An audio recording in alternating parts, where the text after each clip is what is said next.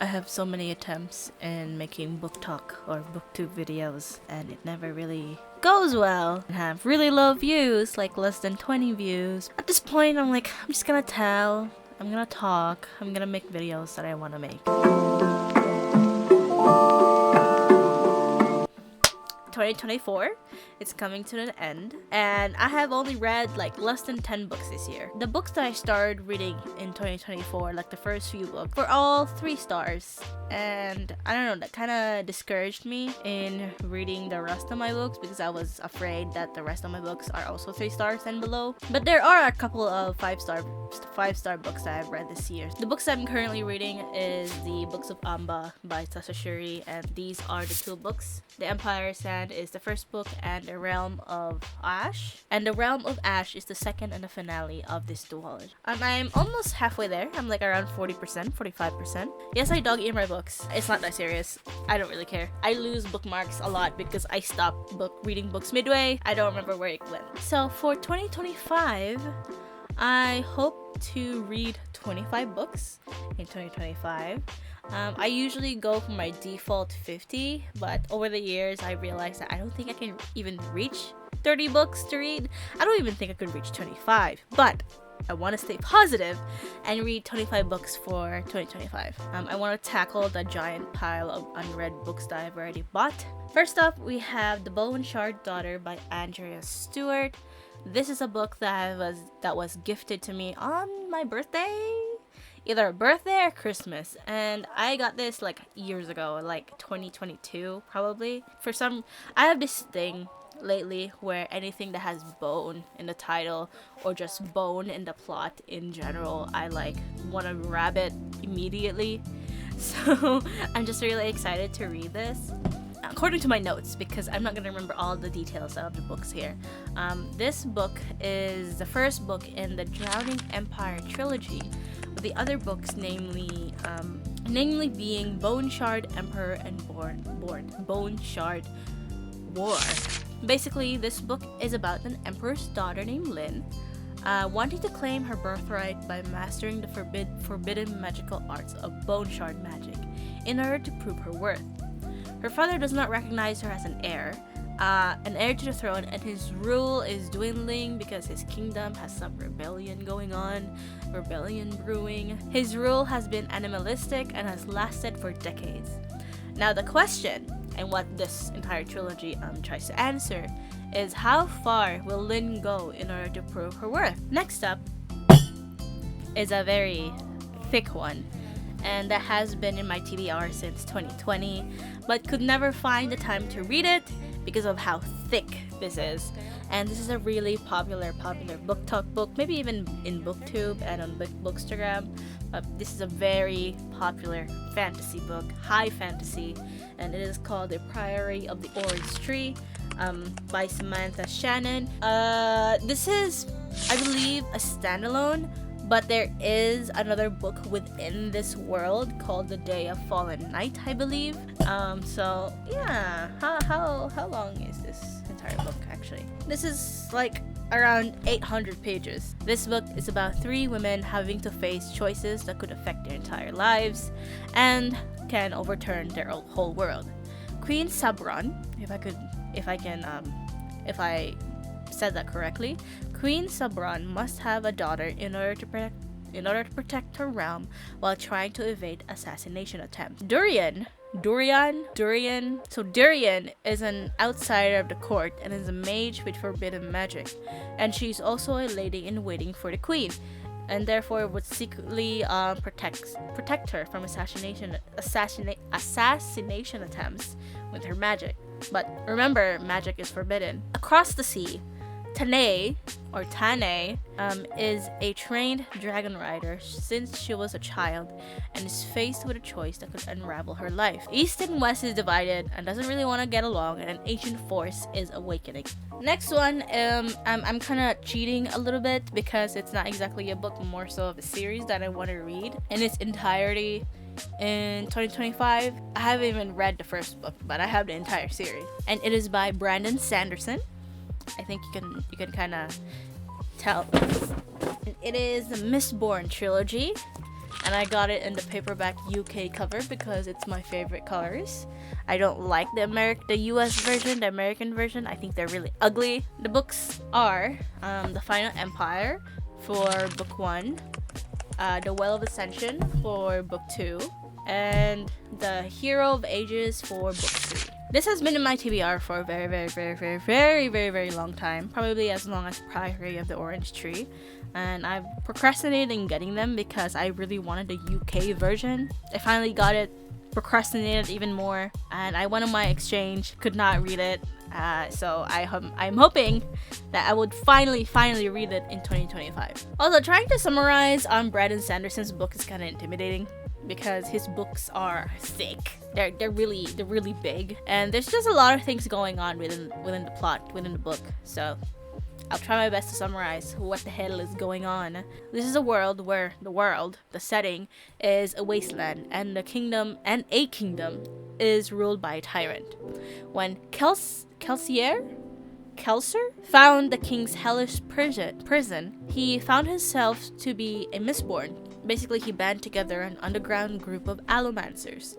Allomancers are basically, I think, from what I remember from the top of my head, is that they're magical users where they would eat certain metals and they would gain special abilities. They would do a heist and would eventually take down the Divine King's dynasty, or the kingdom and stuff. Then came along Vin, who has a much harsher life than Cal and needs to learn how to trust him more in order to master her powers as an allomancer. This trilogy essentially answers the question, what if the famed hero failed to defeat the Dark Lord? The next one is also a little bit cheaty. Basically, it is the Poppy War trilogy by R.F. Kuang. This is yet again another book series that has been in my TBR for a very long time. So I'm just kind of intimidated to just read it. I started reading it last year, like I have tabs and stuff, and this book is an epic historical military fantasy that is inspired by the bloody history of China's 20th century that is filled with magic. Rin is a peasant girl who passed the Keju test and was sent to an elite military school called Sign Guard. There she was discriminated by her dark skin, her class, and the fact that she's a girl. But she also found out that she has an aptitude to shamanism, so basically she has magic. With the help of an insane teacher and psychoactive substances, she found out that gods that were long believed to be dead are still alive and well. And the third Poppy War is approaching, and Rin's power might be the only way to save her people, but it would probably ultimately cost her humanity. And now for the books that I haven't bought yet, but I really want to read it. First up, we would start with Robert Jackson Bennett. I have read his Locklands trilogy, his Founderside trilogy. I really liked his trilogy, so I wanted to read more of his stuff. And he recently published a book called The Tainted Cup. This is a part of a series that I believe that could be a trilogy. There's only 2 official books that have came out or about to come out, and the title of the series is called The Shadows of the Leviathan, and the second book is gonna come out in 2025 called The Drop of Corruption, or A Drop of Corruption. This series, I think I would really like this series, mainly because it says that it's going to be inspired by Sherlock Holmes, so it's gonna be like a fantasy mystery thriller. The Tainted Cup is also kind of a book that I am going to read blindly. The next one is Vilest Things by Chloe Gong. Half of Chloe Gong's books are something that I really enjoy, while the other half is I'm meh with it. I'm hoping that I would like Vilest Things, which is the sequel to Immortal Longings and the second book in the Flesh and False God series. Next up is a little bit of a wild card. It's a little bit random because I saw this book on TikTok and people are saying that this is like a true dark academia fantasy. I want a dark academia book that is set in a fantasy world. I don't want where the only dark academia aspect of this fantasy world is that it is set in a school. I want dark academia to seep through the themes, through the characters, and not just the setting. But basically, Blood Over Bright Haven by M.L. Wang. A lot of dark academia books I have read does not really hit my expectation on when I hear dark academia in fantasy. The only book that really fulfills that is Babel by R.F. Kuang. And the next one is also a sequel called The Oleander Sword by Tasha Suri. This is a trilogy that I started way back in 2020 and never really finished the series. All the books are out at this point and I just never really bought the rest of it. So I'm hoping that I'm gonna finish it next year because I'm still curious on what is happening to the characters. But at this point I might have to reread the first book in order to proceed into the second book because I don't remember a lot. Next one is something that I wanted to read for a long time but I never really got around to buy it. It is Darkwater Daughter by H.M. Long. It has pirates and it has magic. Need I to say more? But basically, in this swashbuckling adventure, Mary Firth, is that her name? Is a storm singer with the power to control hurricanes, and is forced to servitude under the deathless pirate lord Sylvanus Lur. She offers her ability to Lur's rival in exchange for protection and help in killing him. Samuel Rosser, a disgraced naval officer, board the privateer The Heart, seeks to capture Lur and restores his honor, but is also after a talisman stolen by Mary. There's pirates. I would like to read about pirates. And lastly, this book that I'm gonna talk to you about is something that I would go in completely blind because this is the type of book that I picked up and want to read based on the title alone. It is called A Memory Called Empire by Arcady Martin. And this, I believe this is a duology, and the second book is called A Desolation Called Peace. That sounds so epic, and like I want to read that series based on those types of titles. So I really want to know what it's about, but I also don't want to read the summary because I just want to be surprised. Sometimes I just want to go in blind, you know? I believe I'm like halfway to 25 because the rest of the books that I will be showing to you is non-fiction and philosophical books. I'm gonna say some honorable mentions of other fantasy books that I hope to read in 2025, but I'm still like on the fence with it. So yeah, these are the different honorable mentions I would like to mention. First up is this duology that I bought from Fan Expo. I have no idea what this is about. This is a duology by A.J. Vrana. This is called The Echoed Realm, and this is called The Hollow Gods. Next one is another book by Chloe Gong, and it is the second and finale to the I forgot what this duology is called, but it is a sequel to Foul Lady Fortune, and this is Foul Heart Huntsman. This was published, I believe, last year, and I wanted to read it this year, and I got distracted. Next one is called Portrait of a Thief, a novel by Grace D. Lee, something about history and a heist, and a bunch of people doing a heist, time traveling, stuff like that. And the next one is The Once and Future Witches by Alex E. Haro. It's about witches, and it seems whimsical, and that is enough for me to want to read this book. And the next one is The Witch and the Tsar by Olesya Salnikova Gilmore.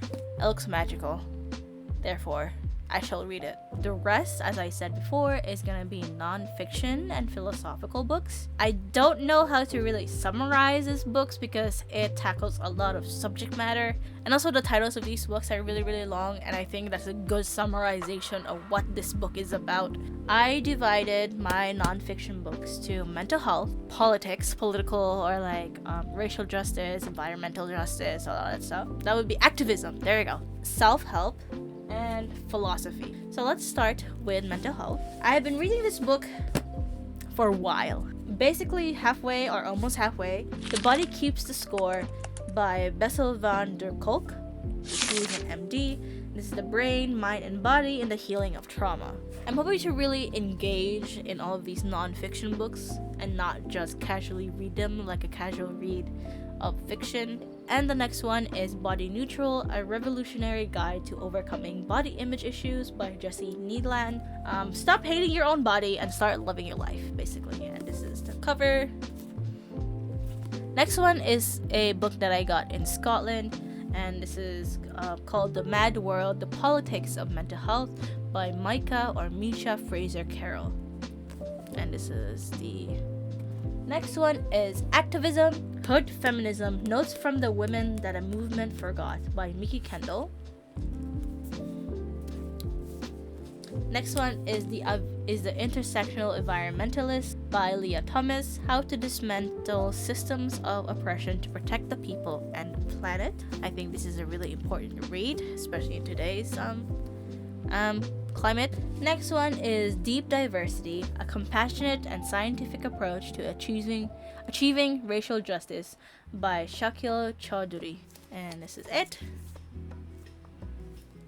It's on the thinner side, but it's hardcover. And lastly is something that is a little bit personal because I am a fangirl. I've always been a fangirl, will forever be a fangirl. The Language of Fanaticism, Cultish. Can I also just say how pretty this cover is?